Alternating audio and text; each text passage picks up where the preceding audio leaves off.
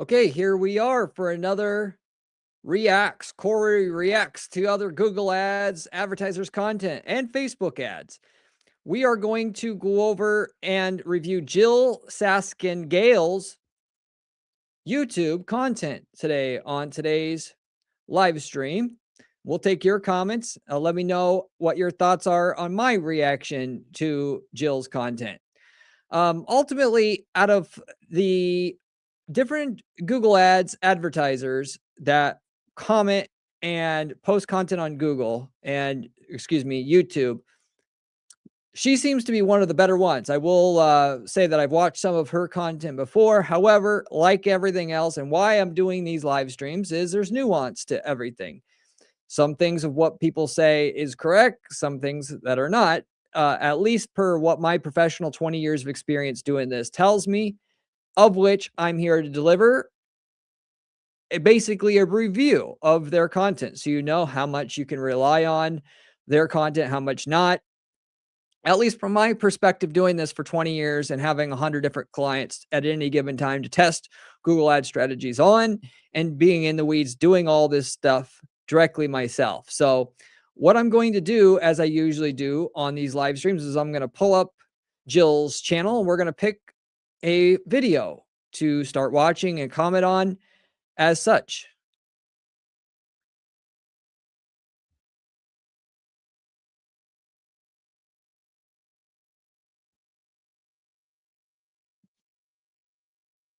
So we have JYLL's YouTube channel here. We'll go ahead and we'll see what we can what looks interesting to look at here. So first thing we got to see here is Jill seems to only do about a video a week.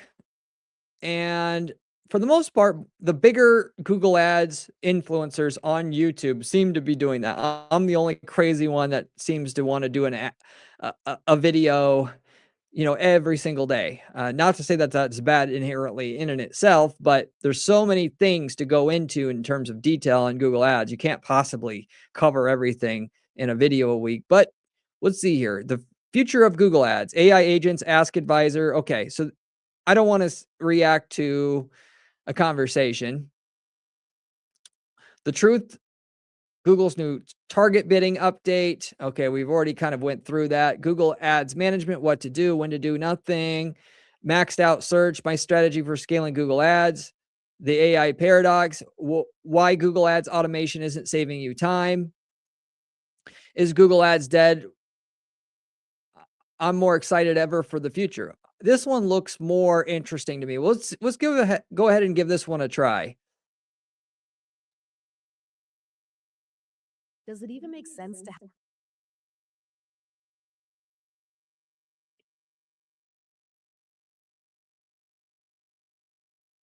have a career in Google Ads anymore? If AI search is taking over and keywords are dead, what is even the point of Google Ads? Now, this is something I have been hearing in increasing amounts over time, but especially over the last month or so since Google Marketing Live. If you're watching, you'll notice I'm sitting on my couch right now rather than at my desk because I want to just have a real heart to heart with you about how I'm thinking about this question and how I recommend you think about it as well. So, in this episode, we are going to be talking about the future of Google Ads and specifically the future for Google Ads practitioners, whether you are a business owner learning Google Ads, agency, freelancer, or in house marketer. I'm your host, Jill Saskin Gales. I spent 6 years working with big brands at Google, and now I work for you. This is Inside Google Ads.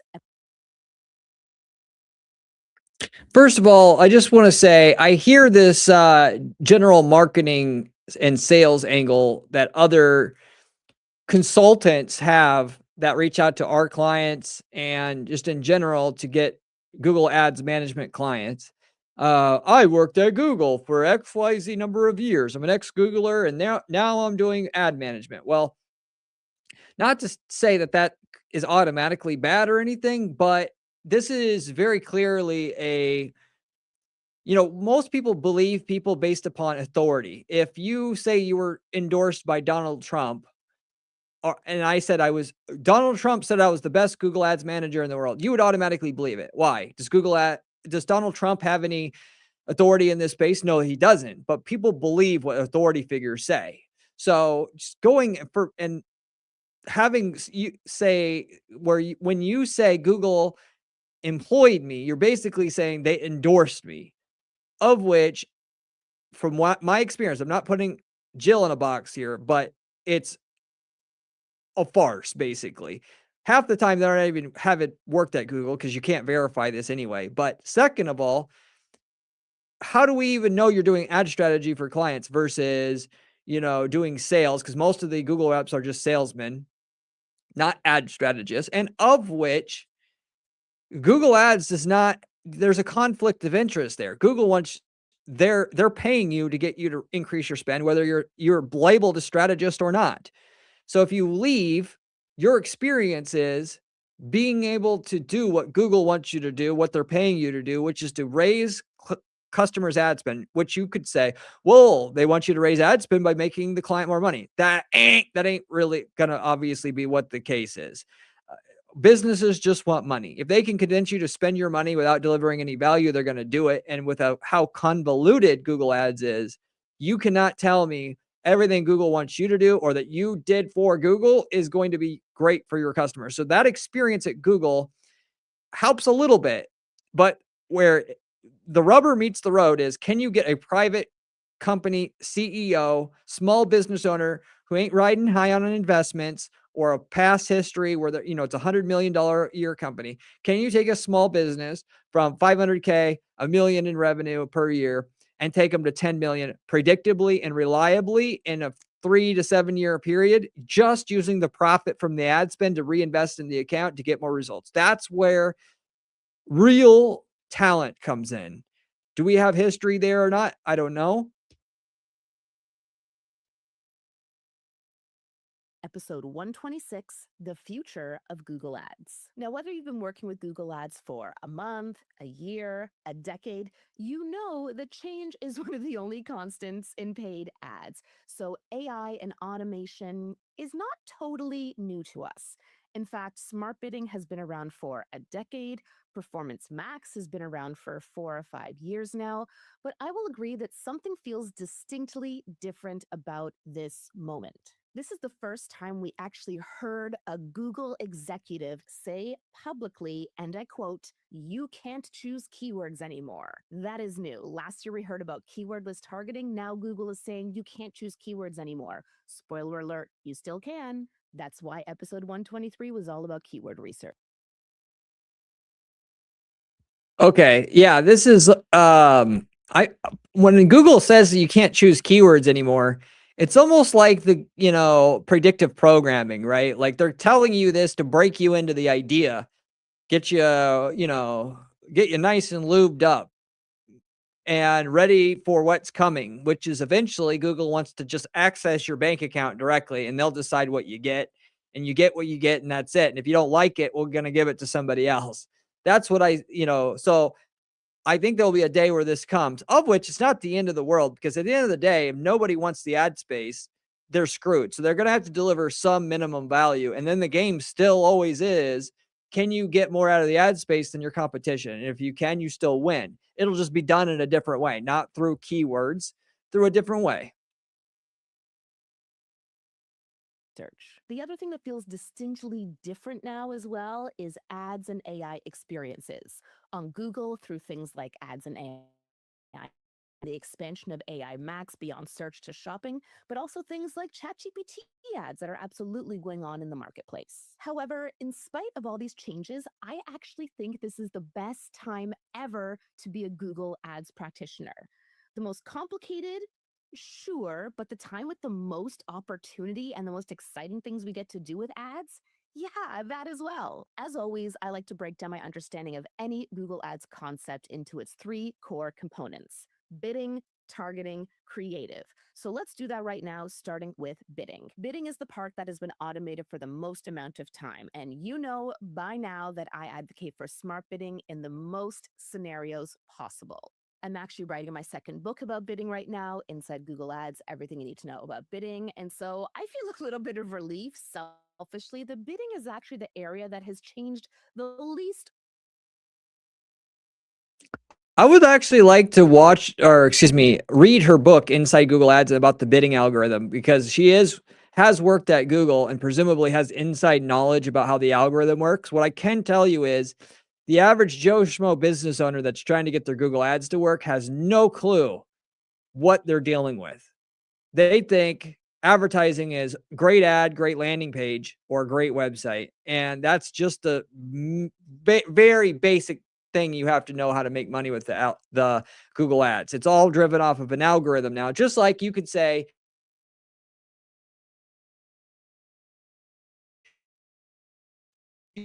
other than make great videos and everything will be fine. No, yes, that sounds good. But there's plenty of things you have to know about the algorithm, what not to do, what to do. And if you're going to make millions from it, you ought to get best familiar with how the algorithm actually works. Over the last couple of years. We have our 4 key smart bidding strategies: max conversions, max conversion value, target CPA, and target ROAS. And combined with your conversion tracking, this is how you tell Google what you want your campaigns to achieve. And this is a change that I still meet some practitioners who aren't on board with, but this train has left the station. Google Ads is no longer about locking down what happens in the SERP, exact match keywords and negatives and pinning, so that hopefully a conversion happens later. Instead, Google Ads is about feeding your conversion data and, as we spoke about last episode, your customer data back into the Google Ads platform, letting it know the goal you want to achieve with that data, and then allowing it to get there. The bidding innovations we are seeing now are ones that are incremental and support this vision of helping you help Google achieve your goals. For example, smart bidding exploration lets you experiment with different target ROAS to see if it drives incrementality. Journey aware bidding allows small budget advertisers to leverage target CPA in a way they might not have been able to before. And then customer lifecycle goals with things like new customer acquisition, customer retention, new prospect mode. Again, all ways to leverage your audience data with your Right. So I've been saying this actually for years. This is actually 100% spot on, that the focus you're going to have moving forward is less about micromanaging shit and more about giving the algorithm the best quality data possible. Who's a customer? Who's a multi-buyer versus a single buyer? Who's a person who shows strong interest in your product versus slight interest? Who's somebody who looks like they're going to make a purchase but didn't versus did make a purchase? And then segmenting all this shit out in your account so the algorithm can make the best judgments on behalf of you, given the amount of money that you've spent to date as possible. Of which, if you aren't worrying about all these things and you're going up against me, you're going to get absolutely crushed, because I'm going to use the data that's in my account at a level 10 times higher than you're going to use with your crappy tracking or non-existent tracking, and not subsegmenting your data at all. That's just how things are now. conversion tracking to let Google bid for new customers only, or people who've never been to your website before, or your best customers only, etc. So even if you're still feeling apprehensive about AI targeting or AI creative, I assure you, AI bidding is the way to go. If you're not on board with that, you're definitely not going to be on board with where we're going in the rest of this episode. But importantly, just because it's AI powered bidding, it doesn't mean it's humanless bidding. I just listed off all the different things and features and tools that you need in order to make that bidding work. So you still need a human strategy that you can bring to Google's AI so that together you can achieve the results you need. Do not outsource your thinking to AI. Your strategy for AI to execute. Now, Ding, ding, ding, ding. Wow. Jill is actually very knowledgeable in that. Okay, this is where the shitty PPC manager who does this for a living and the one that's excellent at what they do, where the differentiation here is, in my opinion, but is reality. The one the side of the thing, the shitty person, what they're going to do is just throw caution to the wind. They're going to just upload all their shit willy-nilly to the algorithm and let the algorithm sort out how to find results. The great excellent manager is going to add as much segmentation and ad copy and unique ad copy per audience and different landing pages for different audiences and da da da da da da da. Then let the algorithm do the optimization on a micro level on to with that. Because people are going to use AI to be lazy. And if you're going to use AI to be lazy, Google's going to take a big wet bite out of your ass, basically. Why are you going to have a PMAX campaign? Throw everything in there because you can. Just because you can doesn't mean you should. You should be using as much segmentation as possible, then let the algorithm take over from there because it's still going to optimize at a level that you can't optimize on. But until you've taken it all the way, all you're doing is donating to Google's billions just so you could save a little bit of time and a little bit of money setting up everything, but you're going to waste way more of that than that in ad spend trying to save a little bit in terms of not hiring an assistant to help you build proper campaigns out.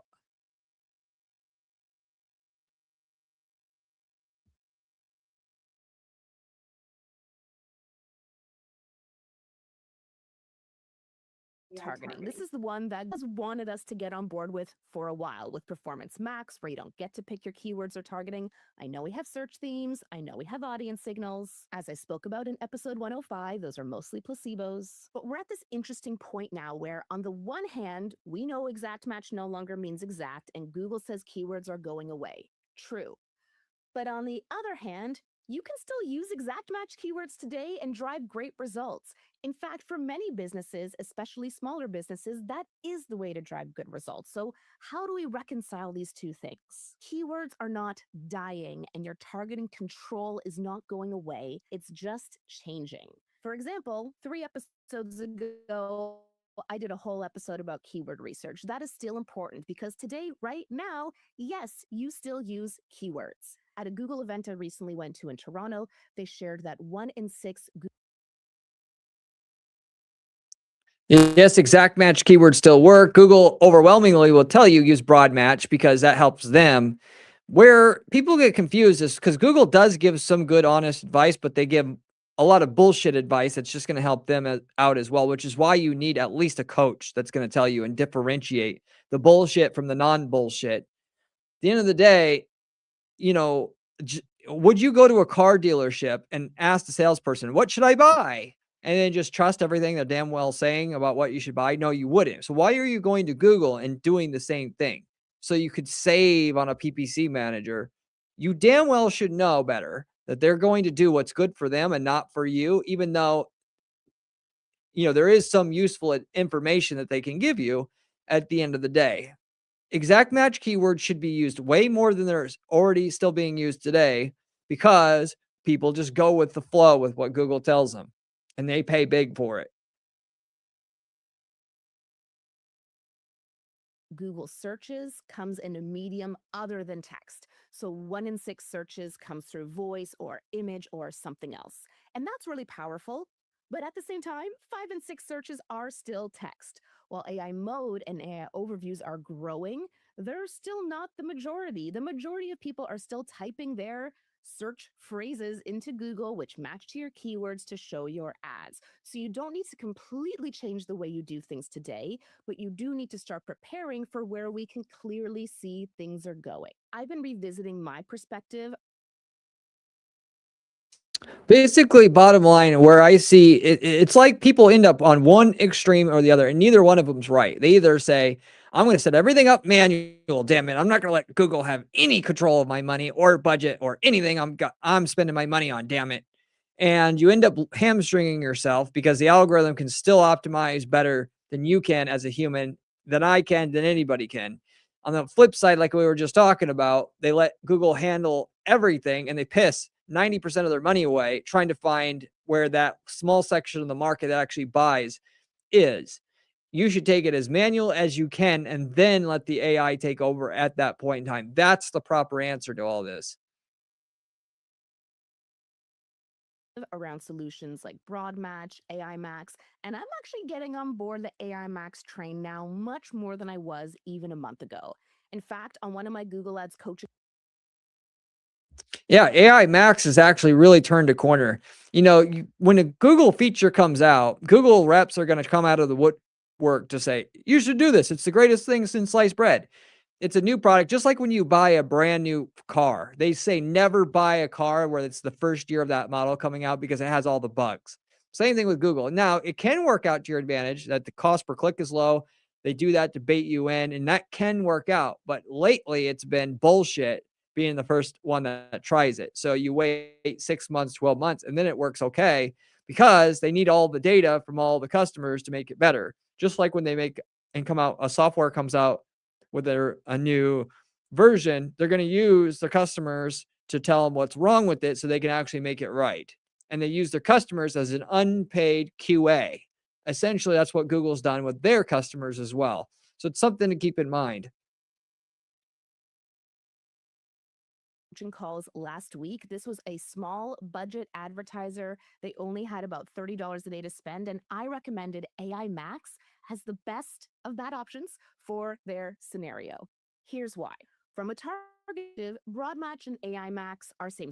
But AI Max brings a few key features that Broad Match just doesn't have. First is text customization, which previously I hated, but now I'm becoming more on board with, because if you're going to serve an ad in a place like AI mode, you absolutely want to give Google the leeway to craft an ad that's going to really appeal to that user's query in a way that Broadmatch just can't. We also have these great branded controls coming into AI.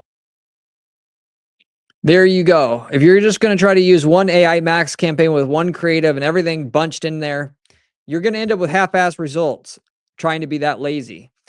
AI Max is going to put you into the AI overview, which I recommend you get on this train now. Don't wait, because more and more of the searches are going there. So instead of being behind the eight ball on this, get out ahead of it now and don't just use one approach for everything. Everything takes that general, or should take on that general advice where you don't just use one ad creative for everything. That's dumb. It's been dumb. No, in no situation where that does that make sense. So you should go ahead and get started with it now. AI Max. For example, not only can you restrict the searches to certain brands or exclude certain brands, there's a new feature now you can put on an AI. And when I say get on it, I mean in a small way. So if you're spending 100 a day right now on your ad account, spend 10 bucks a day on AI Max until it gets a profitable result for you, then spend more. Don't just go in it willy-nilly like that. That's not what I'm saying. AI Max only to only show ads on unbranded searches. So if an issue you've had before with Broadmatch or AI Max is it's just doing a ton of competitor terms, or not even competitors, but other businesses that are adjacent to your industry, check one toggle, that is no more. Just like we knew display campaigns were going to die because there were no display feature innovations in the last couple of years. Yeah, there's a way to shape that your AI Max so it doesn't show up for competitor terms. However, my experience is you don't want to mess with that because AI Max, how it operates is different than how every regular search campaign would operate. You got to stop thinking about it that way. The benefit of AI Max is to show up when somebody is in market. So somebody who's recently shown that they're going to be hiring a lawn mowing company, that you just want to get in front of them in any way that you can. Who cares if they type in a competitor? It doesn't matter because the AI Max is going to be like, hey, there are other people in this search class and this price range that could also work for you, Mr. Thomas. And you'll get that going for you. So at the very least, don't restrict it at the beginning. I just restrict it once it's not getting the ROI/ROAS that you want.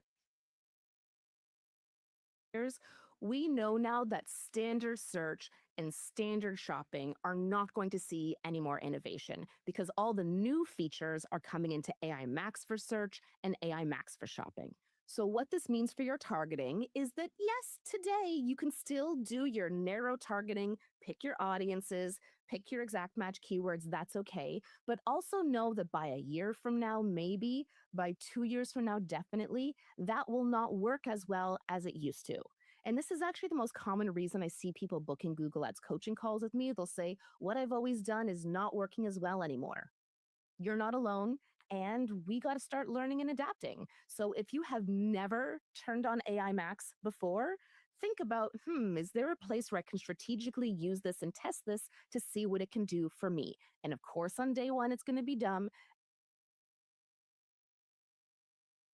So to expand on this, put it into a separate campaign when you test it, because if you blend it in with the rest of the stuff, they're going to make it look like it works great, because your other productive part of that search campaign you're already running is going to obfuscate the true results. And it's going to get you ending up on other, it can actually divert budget away from what's working and actually send you further behind short term or just indefinitely. So definitely put it into its own campaign. Hey, Dracon, thanks for coming, by the way. Can you make the video louder? We'll try to do that. Testing, testing, testing.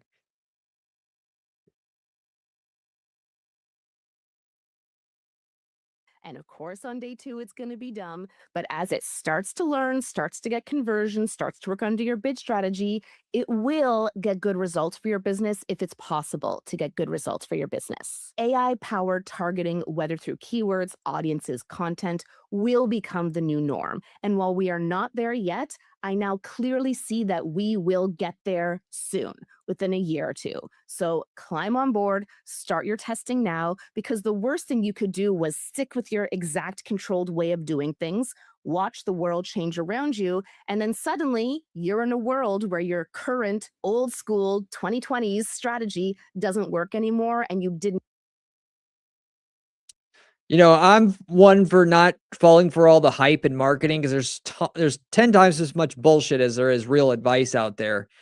So on one hand, you have to be careful about trying new shit and falling for it. But at the same time, what I see people do is they cling to old ideas and they don't move on until the opportunities are basically all gone. The early mover advantage is gone.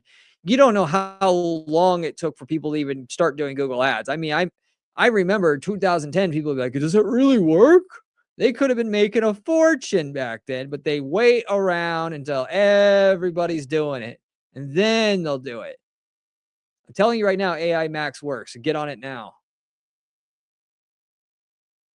Did not use that opportunity to figure out how you're going to adapt or how your clients are going to adapt. Of course, if you want help with this mindset shift or figuring out the right, you can book a call with me at JYLL.ca. That's JYLL.ca. Now, we've tackled bidding, we've tackled targeting. Let's talk about creative, because for years now, this is the place where I've said bidding, yes, targeting, maybe, creative, no, as in no place for AI here. There are a lot of AI creative features in Google Ads, whether it's text customization in AI Max, that's what automatically created assets are now called, automatically created assets as in site links, callouts, images, etc. We dove into those in detail in episode 118. And then AI edited and generated images and AI edited and generated videos, which are becoming a bigger and bigger part of demand gen campaign creation or PMAX campaign creation or optimization in Google Ads. How should you think of leveraging AI creative? I'm going to repeat something I said earlier in the episode. The thinking still needs to be human. The strategy is still human. The insight still comes from the human. You have that information that only you have. You share that with these AI creative tools, and then you're setting Google up to be able to possibly either edit your creative, propose your creative, or create new creative that'll work well for you. The feature that I am most excited to test in Google Ads right now, I have not tested it yet as of recording, is the AI brief. This is for AI Max for search, coming to AI Max for shopping and PMax. And it's a way for you to prompt the system about what kind of searches you want, what kind of audiences you want, and what kind of messaging you want. And that messaging piece is super key, because think about it. In the past, we would use keywords and negatives, or placements and placement exclusions, or audience targeting and audience exclusions. And now the new way that kind of targeting is going is through AI brief. You just use plain English to say, this is what I want, this is what I don't want, from a targeting perspective and from a creative perspective. Because let's face it, automatically created I haven't done a whole lot of testing on the AI brief, mainly because the tracking, if you got it set up right, it's gonna weed out a lot of the irrelevant.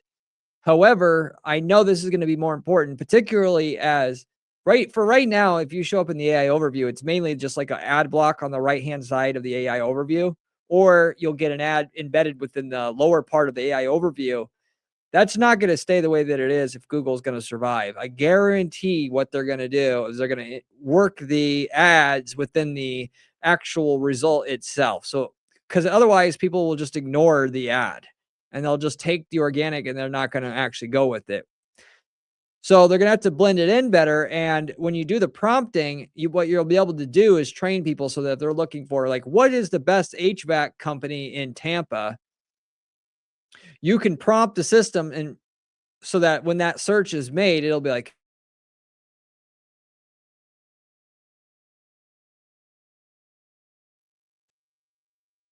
so with that said, that's the brief is going to allow us to do that. And as Google starts recommending, making the ads a part of the actual recommendation, that's going to absolutely kill it. I already see that's where the future of this is going.